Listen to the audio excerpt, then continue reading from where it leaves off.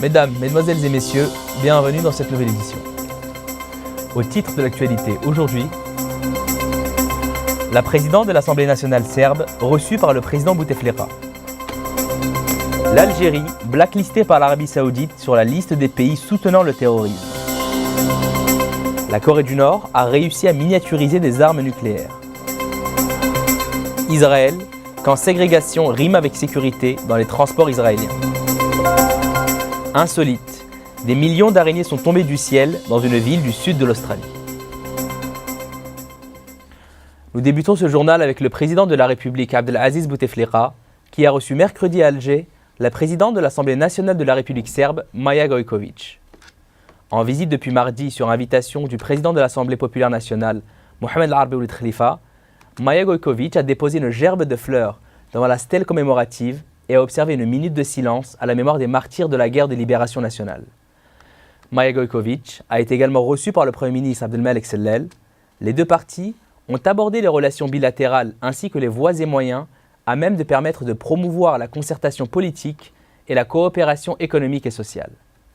M. Sellel a affirmé la disponibilité de l'Algérie à œuvrer pour améliorer les relations algéro-serbes encore davantage. En fin de journée, la présidente de l'Assemblée nationale serbe a été reçue par le président Bouteflika. L'audience a donné lieu à un échange de vues sur les questions internationales d'intérêt commun. Sur le sujet du logement, le ministère de l'Habitat, de l'Urbanisme et de la Ville compte réceptionner quelques 460 000 logements durant l'année en cours, un chiffre jamais atteint par le secteur, selon un bilan présenté mardi à Alger lors d'une rencontre d'évaluation. Les données du ministère indiquent que l'objectif tracé pour 2015 est de lancer en travaux 350 000 unités et la réception de 460 000 autres, contre 326 000 logements réceptionnés en 2014.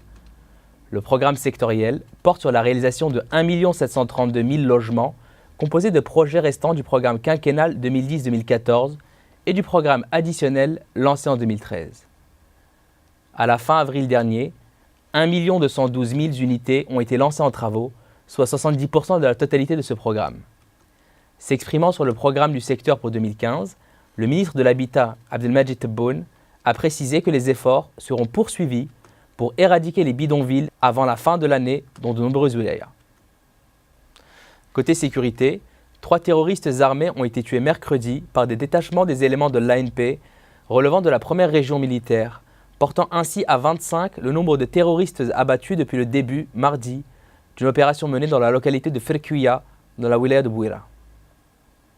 3 terroristes ont été abattus mercredi matin à 6h30 et 2 pistolets mitrailleurs de type Kalachnikov ont été récupérés, a indiqué le ministère de la Défense dans un communiqué. L'armée continuait mercredi de ratisser cette zone de la région de Bouira où elle a abattu 22 terroristes armés au premier jour de cette opération de grande envergure selon la même source. Une source sécuritaire a confirmé que l'opération se poursuivait mercredi pour neutraliser d'autres membres du groupe armé et retrouver d'éventuels autres cadavres de terroristes.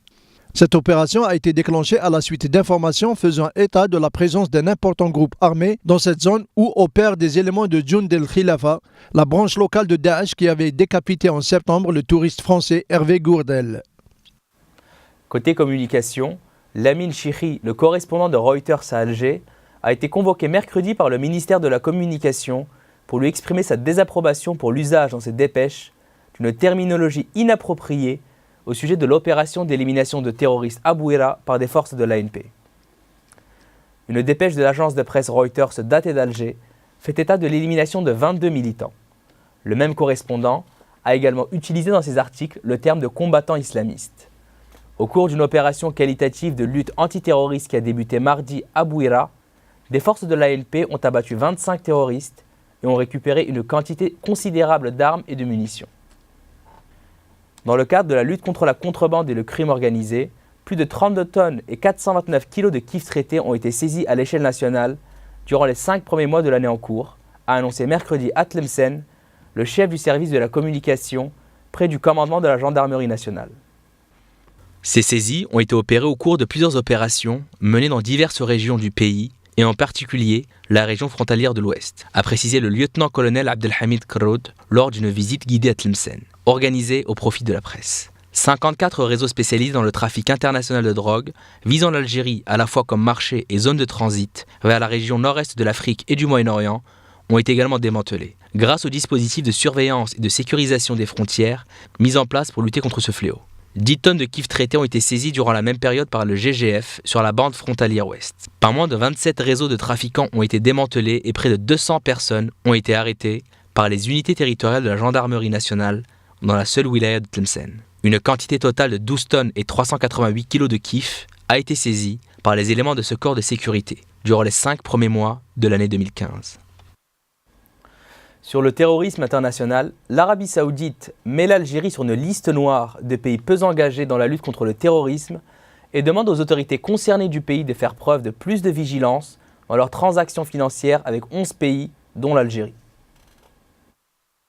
Pourtant, l'Algérie, qui a souffert du terrorisme pendant la décennie noire, ne cesse de lutter sans répit contre les résidus de ce phénomène. Selon la presse saoudienne, Riyad accuse ces pays de ne pas respecter leurs engagements dans le cadre du groupe d'action financière contre le blanchiment d'argent et le financement du terrorisme. A rappelé que l'Arabie Saoudite avait empêché un avion d'Air Algérie d'atterrir à Sanaa pour le rapatriement de ressortissants algériens et maghrébins du Yémen. L'Algérie est désormais classée par l'Arabie Saoudite comme un pays récalcitrant à surveiller de près pour avoir refusé de participer à l'opération militaire contre les Houthis.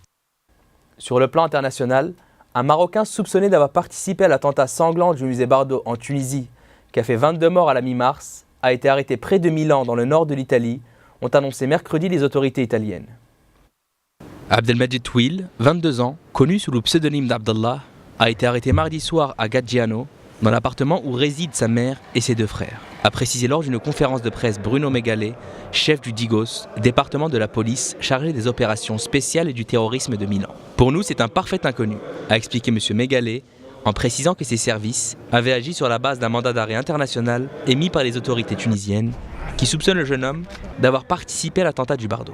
La seule trace qu'il ait laissée au sein des services de police italiens reste un arrêt d'expulsion émis à la mi-février 2015, juste après avoir débarqué à Porto Empedocle, dans le sud de la Sicile, avec des dizaines d'autres clandestins. Selon les premiers éléments dont disposait M. Megale, le jeune homme est soupçonné d'être parti en Tunisie, puis revenu en Italie après l'attentat. Le mandat d'arrêt international a été établi sur des chefs d'homicide volontaires avec préméditation et conspiration en vue de commettre un attentat. En Tunisie, près d'une 50aine de personnes ont été arrêtées dans le cadre de l'enquête.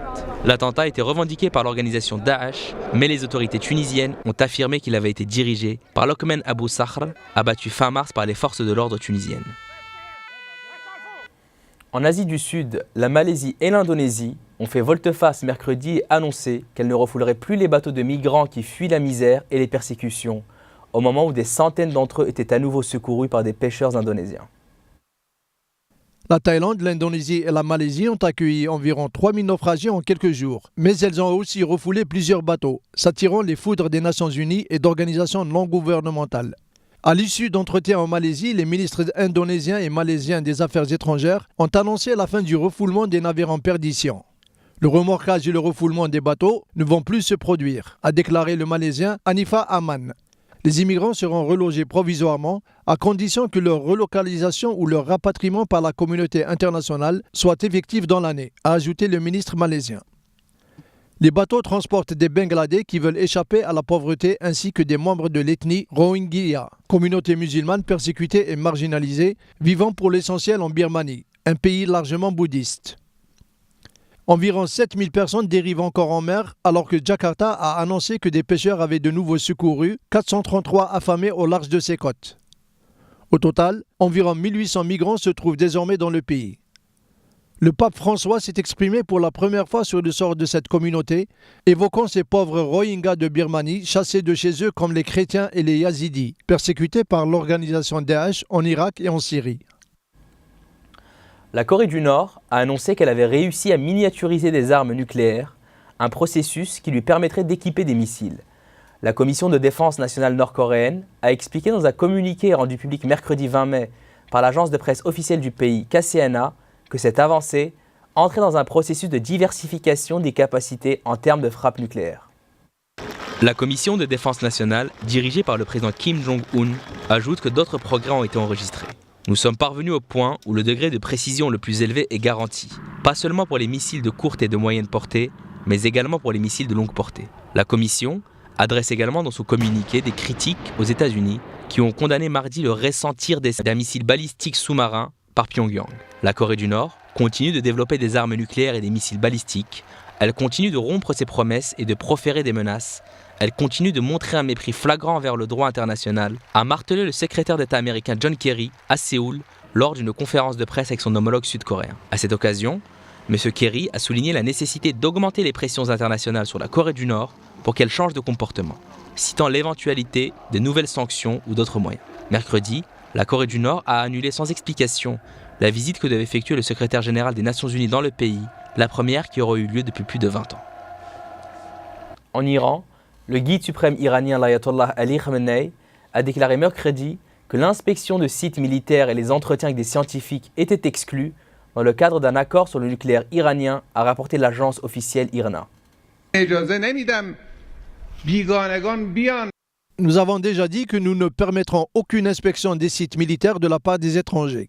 Ils disent aussi qu'il faut autoriser des interviews avec les scientifiques nucléaires. C'est de l'interrogatoire, a déclaré M. Khamenei. Je ne permettrai pas que des étrangers viennent pour parler aux scientifiques qui ont fait progresser cette science à ce niveau, a ajouté le guide suprême iranien qui s'exprimait lors d'une cérémonie de remise de diplôme à des cadets militaires. L'Iran et les grandes puissances ont conclu le 2 avril un accord cadre pour résoudre le dossier du nucléaire iranien, étape fondamentale sur la voie d'un accord final d'ici au 30 juin. Depuis plusieurs semaines, les experts politiques et techniques des deux parties négocient pour finaliser les termes d'un accord final. Ils devaient se retrouver ce mercredi à Vienne pour continuer les discussions. La question des inspections est un des points délicats des négociations. Selon les États-Unis, l'Iran accepte un régime d'inspection renforcé de ses sites nucléaires par l'Agence internationale de l'énergie atomique, notamment sous le régime du protocole additionnel au traité de non-prolifération. Les Occidentaux demandent par ailleurs que Téhéran fasse la lumière sur la possible dimension militaire de travaux que l'Iran aurait menés pour se doter de l'arme atomique avant 2003, selon la IEA. Les réponses de la République islamique, qui réfutent l'existence de ces travaux, ont jusqu'à présent été jugées insuffisantes par l'agence onusienne. Au Canada, 10 jeunes hommes ont été interceptés juste avant leur embarquement à l'aéroport de Montréal pour rejoindre les rangs des terroristes en Syrie et en Irak. La plus importante vague d'arrestations depuis les attaques mortelles de l'automne au Québec et au Parlement d'Ottawa. C'est au cours du dernier long week-end férié que la police a arrêté ces jeunes, tous habitant dans la région de Montréal. Mardi soir, la Gendarmerie royale du Canada a fait état de l'interpellation de 10 jeunes soupçonnés d'avoir eu l'intention de quitter le pays pour rallier les rangs de groupes terroristes. Ces jeunes, pour certains mineurs, n'ont pas à ce stade été déférés au tribunal, mais leur passeport leur a été retiré. L'enquête se poursuit et aucune accusation n'a été pour l'instant déposée, a indiqué le GRC. Dans le cadre de l'enquête, les familles et les proches des jeunes ont été interrogés par la police. Selon des médias locaux, c'est l'alerte donnée par un des parents de ces jeunes qui aurait permis de déjouer leur plan. Le ministre de la Sécurité publique, Stephen Blaney, a félicité les forces de l'ordre pour leur vigilance afin de protéger nos rues et nos collectivités contre la menace terroriste continue. Le ministre conservateur a rappelé l'importance de la toute nouvelle loi antiterroriste, votée au début du mois, qui dote la police de moyens nécessaires pour protéger les Canadiens contre les menaces terroristes en évolution constante. Depuis plusieurs mois, le Canada fait face, comme d'autres pays occidentaux, au départ de jeunes radicalisés cherchant à rejoindre les rangs de Daesh. Au Maroc, en février 2014, le boxeur franco-marocain Zakaria Moumni portait plainte en France contre le patron du contre-espionnage marocain Abdellatif Hamouchi et le secrétaire particulier du roi Mounir Mejidi. Le sportif les accuse d'actes de torture lors de sa détention en 2010 dans une prison située au sud de Rabat. Cette affaire judiciaire a terni les relations diplomatiques entre Paris et Rabat l'an dernier. Fin mars, le parquet de Paris avait conclu l'enquête préliminaire et appelle désormais la justice marocaine à prendre en charge ce dossier. J'étais suspendu, j'étais tabassé avec des barres de fer, j'étais privé de sommeil, j'étais privé de nourriture, j'étais privé de l'eau, de tout, de sommeil, de tout. Et en me répétant sans cesse, ici c'est l'abattoir de Sa Majesté. Dénonciation officielle. Voilà l'expression judiciaire de la procédure mise en place. Pour engager des poursuites contre Abdellatif Hamouchi, il aurait fallu que celui-ci soit présent sur le territoire français. Mais il ne l'est pas, explique l'avocate de Zakaria Moumni, Clémence Bektart. Condamné par la justice marocaine dans une affaire d'escroquerie après des aveux qu'il dit avoir signés sous la torture, puis gracié en février 2012, Zakaria Moumni avait porté plainte à Paris en février 2014. Le boxeur, qui a obtenu la nationalité française depuis qu'il est réfugié en France, estime que cette décision de la justice française vient confirmer ses accusations. Mais il doute que la justice marocaine donne suite à sa plainte. Patron du contre-espionnage marocain, le principal accusé dans cette affaire, Abdelatif Hamouchi, doit recevoir en France la Légion d'honneur en juin et vient d'être nommé chef de la police par le roi Mohamed VI. Comme nous l'évoquions dans les titres de ce journal, le ministre de la Défense israélien Moshe Yaalon a mis en place l'application d'une règle qui visait à imposer la ségrégation entre juifs et palestiniens à bord des autobus circulant en Cisjordanie. Face à la pression des critiques, Benjamin Netanyahou a in extremis fait annuler cette règle. Le plan avait pourtant été proposé par le ministre de la Défense Moshe Yaalon. Un porte-parole du Premier ministre a cependant fait savoir mercredi que les deux hommes avaient eu un entretien à ce sujet et qu'ils avaient décidé d'en écarter l'application. Le projet pilote était de 3 mois. Il avait été établi auprès des colons juifs qui empruntent le service de transport en commun de Cisjordanie, qui auraient affirmé que des passagers palestiniens menaçaient leur sécurité et se livraient du harcèlement sexuel à l'endroit des femmes juives. Chaque jour, des milliers de Palestiniens provenant de la Cisjordanie entrent en Israël pour travailler, côtoyant ainsi des passagers juifs. Le chef par intérim du conseil régional de Samarie n'a pas été gêné par la critique et les accusations d'apartheid. Ceci pour empêcher l'entrée des étrangers en situation irrégulière, a-t-il dit. Je ne vois pas de problème moral. Les milliers de Palestiniens employés en Israël doivent désormais passer par 4 postes de contrôle pour se rendre sur leur lieu de travail et revenir chez eux par ces mêmes points de passage. À leur retour en Cisjordanie, les Palestiniens doivent prendre des autobus palestiniens et non plus israéliens pour les ramener chez eux, avait-on ajouté. Selon la radio publique, le ministre de la Défense Moshe Yaalon, à l'origine de cette décision, tirerait les leçons de cette expérience à l'issue de la période d'essai de 3 mois. La radio avait précisé que le ministre estimait que ces dispositions allaient permettre de mieux contrôler les Palestiniens qui sortent d'Israël et de réduire les dangers de sécurité. Insolite, un cauchemar pour les arachnophobes. Ces derniers jours, des millions de petites araignées sont tombées du ciel dans une petite ville australienne, provoquant l'inquiétude des habitants.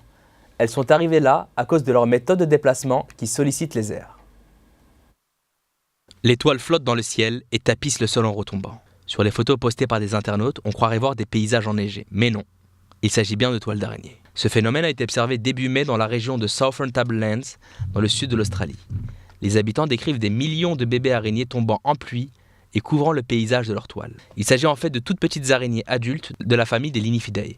Que les anxieux se rassurent, elles sont inoffensives, sauf si vous êtes un moucheron. Dans certaines conditions climatiques, elles gagnent le point le plus élevé de leur habitat. Toits, poteaux, plantes, tissent avec leur toile une sorte de filament ayant prise au vent et s'envolent un peu sur le principe d'un parachute à l'envers. Ce phénomène, baptisé cheveux d'ange, se produit régulièrement en mai ou en août, explique un journal local, le Goulburn Post. Les nombreuses toiles et filaments tombés au sol forment des trampolines, rapport National Geographic, qui permettent aux Linifidae dérivantes de pousser plus loin leurs aventures. Une fois en l'air, beaucoup d'entre elles sont victimes des conditions météo ou des prédateurs, mais il en reste suffisamment pour coloniser un nouvel habitat. Un tel phénomène s'était également produit en 2012 à l'occasion de fortes pluies. La technique avait servi aux araignées à survivre aux inondations et à regagner des endroits au sec. C'est la fin de ce journal. Merci de nous avoir suivis et à bientôt sur Numidia News.